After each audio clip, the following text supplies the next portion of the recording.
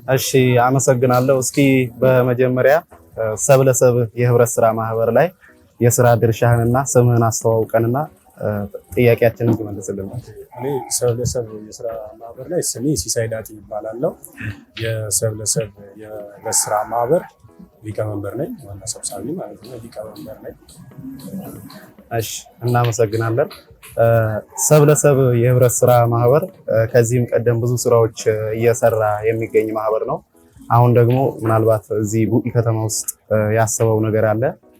ያ ምንድነው? እስኪ ባንተ በኩል ብንሰማው። ያው ሲጀመርም ጀምሮ ሰብለሰብ ብዙ ስራዎች ሰርቷል። ቡኢ ከተማ ላይ የተለያዩ ስራዎች ሲሰራ ቆይቷል። ኢመደበኛ በነበረበት ሰዓት፣ ህጋዊም ባልነበረበት ሰዓት አረጋውያን 100 ዶሮ ሰጥተን ቤት አብርሃም ረድተናል። ከዛም አልፈን ወጣቶችና ስፖርትን ስፖንሰር አድርገናል እና በቡኢ ከተማ ላይ 10,000 ሜትር ሩጫ አድርገናል። አሁን ሄዶ ሰብለሰብ ህብረት ስራ ማህበር ሆነን ወደ ተቋምነት ህጋዊ ተቋምነት መጥተናል። ህጋዊ ተቋም ስንሆን በህብረት ስራ ብንሄድ አካባቢያችን ጠቃሚ ሆኖ ስላገኘ ነው። የአካባቢያችንን ችግር ለመቅረፍ አስበን ስለመጣን በብዙ አንግል አካባቢ ምን ሊጠቅም ይችላል፣ ብዙሃኑ ማህበረሰብ በምን ሊያሳትፈው ይችላል የሚል ሀሳብ አስበን የመጀመሪያው ቡኢ ከተማ አካባቢ የቡኢ ሱፐር ማርኬት በሰፊው አካባቢው ላይ በተሻለ ገንዘብ በቅናሽ የሚያገኙበት ሱፐር ማርኬት ለመክፈት እንቅስቃሴ ላይ ነው። እሺ እጅግ በጣም አድርገን እናመሰግናለን።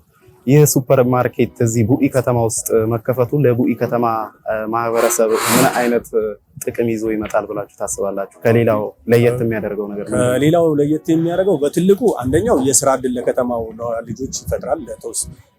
ለተወሰነ የተማረ ኃይል እዚህ ገብቶ እንዲሰራ እናደርጋለን። በማርኬቲንግ፣ በአካውንቲንግ፣ በተለያዩ ሙያ ዘርፍ ላይ የተማሩ ልጆች የስራ ዕድል እንዲያገኙ ያደርጋል። የመጀመሪያው። በሁለተኛ ደረጃው የከተማው በአነሰ ገንዘብ ሸማቾች በአነሰ ገንዘብ ተጠቃሚ ያደርጋል። ካለው ከገበያ አንጻር ገበያን የማረጋጋት ስራ ይሰራል። አካባቢው ላይ የተሻለ አቅርቦትም እንዲኖር ለአካባቢ ነዋሪ የዘይት የተለያዩ ነገሮች ኮንሰምፕሽኖች፣ አላቂ እቃዎች የምንላቸውን በአጭር ጊዜ አቅርቦ በትንሽ ገንዘብ ማህበረሰቡን በማይጎዳ ለማቅረብ በዛ መንገድ ተጠቃሚ ለማድረግ ነው ያሰብነው። ሌላው ብዙም ካተረፈው ከትርፉም ለማህበረሰቡ የተለያዩ ሰፖርቶች እርዳታዎችን ያደርጋል። ከትርፉ ካተረፈው አመታዊ ላይ ካተረፈው አካባቢው ላይ የተለያዩ ኢንቨስትመንቶችን ያደርጋል። ሌሎችም ብራንቾች ይከፍትበታል። ያ ማለት ብዙ የስራ ዕድል ይከፍታል ማለት ነው ለአካባቢ ማህበረሰብ። እነዚህን ጥቅሞች ይዞ ይመጣል ማለት ነው። እሺ በመጀመሪያ እስኪ ስምህን አስተዋውቀንና ምናልባት እዚህ ሰብለሰብ ህብረት ስራ ማህበር ላይ እዚህ ቡኢ ከተማ ውስጥ ሱፐር ማርኬት ሊከፍቱ ነውና እዛ ስራ እየሰራህ ነው አንተን ያገኘን። እስኪ የስራ ድርሻህንና ስምህን አስተዋውቀ እንጀምር።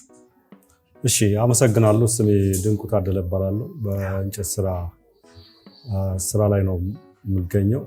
ያው የስራ ልምድ ዲግሪ በዚህ ያለኝ እና የስራ ሰብለሰብ ህብረት ስራ ድርጅት እና አጋጣሚ መጥተው ጠየቁኝ።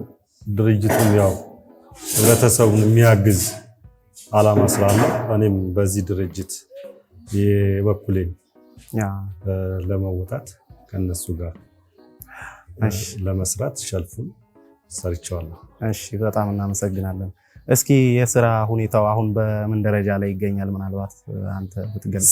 ስራው አሁን ሸልፉን ሰርተን ልናጠናቀቅ ነው።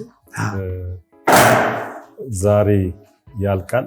እስከ ዛሬም የቆየው ትንሽ የመንገድ ትራንስፖርት ጉዳይ ነዳጅ ትንሽ እንትን ብሎ ማቴሪያል ለማግኘት ስለተቸገርን ነው እስካሁን ድረስ የቆየውና ዛሬ እንጨርሳለን ብለን እናስባለን።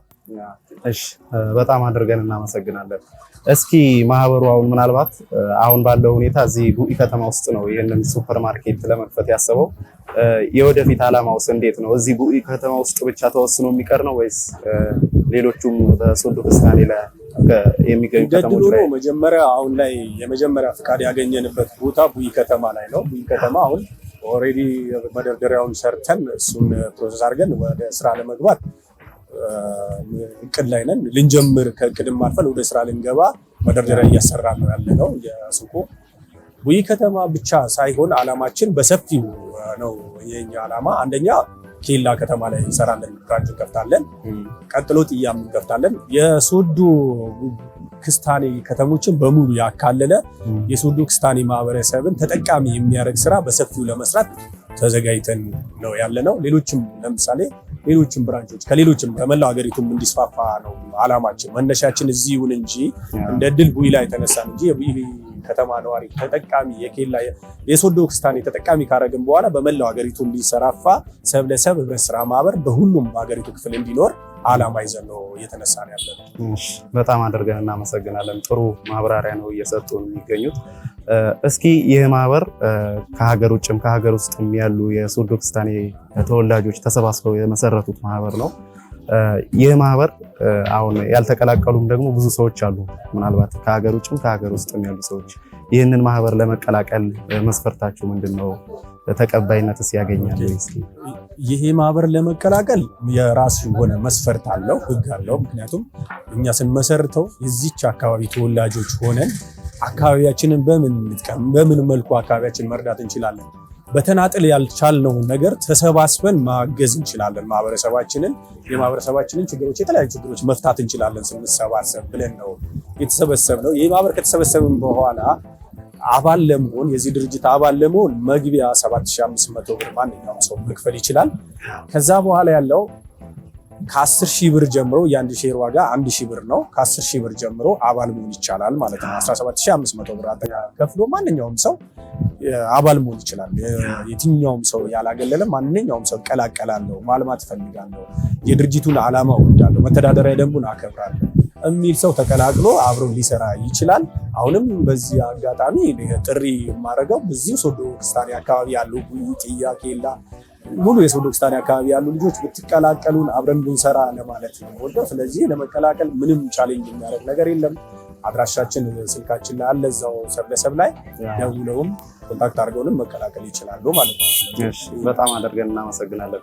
የመጨረሻ ጥያቄ ላድርገውና እስኪ ለማህበሩ አባላትም ሊሆን ይችላል፣ ይህንን ድምፅ ለሚሰሙ የኬርታ ግሎባል ሳውንድ አድማጮችም ሊሆን ይችላልና ምን አይነት መልእክት ማስተላለፍ ትፈልጋለህ?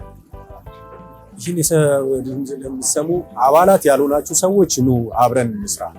ሌላችሁ የምፈልገው ኑ የትኛውን መንገድ ግልጽ የሆነ መተዳደሪያ ደንብ አለ። እሱንም በመተዳደሪያ ደንቡን አንብባችሁ አይታችሁ በግልጽነት የሚሰራውን ስራ እያያችሁ ተቀላቀሉ። መጀመሪያ ሰነዱ ነው የምልክላችሁ፣ የድርጅቱ መተዳደሪያ ደንብ ነው የምላክላችሁ። በዛ ደንብ መሰረት ለምሳሌ ሼር ገዝታችሁ መሸጥ፣ መለወጥ፣ ማውረስ ይቻላል። አንዴ ከፍያለሁ ገንዘቤ ምናምን ማለት አይቻልም። ለልጅ ልጅ መውረስ ይችላል፣ ማውረስ ይቻላል፣ መሸጥ ይቻላል፣ መለወጥ ይቻላል። ሼሩ ከመግቢያ ውጭ ያለው። ስለዚህ ያንን ስለምናረግ አባሎቻችንን በዚህ ልክ ለረዳችሁ፣ በዚህ ልክ አስተዋጽኦ ላረጋችሁ ወጣቶችና ስፖርትን አሁንም ሶዶ ከፍተኛ ሁለተኛ ደረጃ ትምህርት ቤትን 100 መጽሐፍ ሰጥተናል። አሁን ላይ እንደገና ደግሞ የንጽህና መጠበቂያ ሰጥተናል። አሁንም ከዚህም በላይ እንድረዳ ላረጋችሁን የዚህ አባሎቻችን ከልብ ላመሰግናችሁ እወዳለሁ። እኛም በኬርታ ዓለም አቀፍ ድምፅ በኩል ከልብ እናመሰግናለን።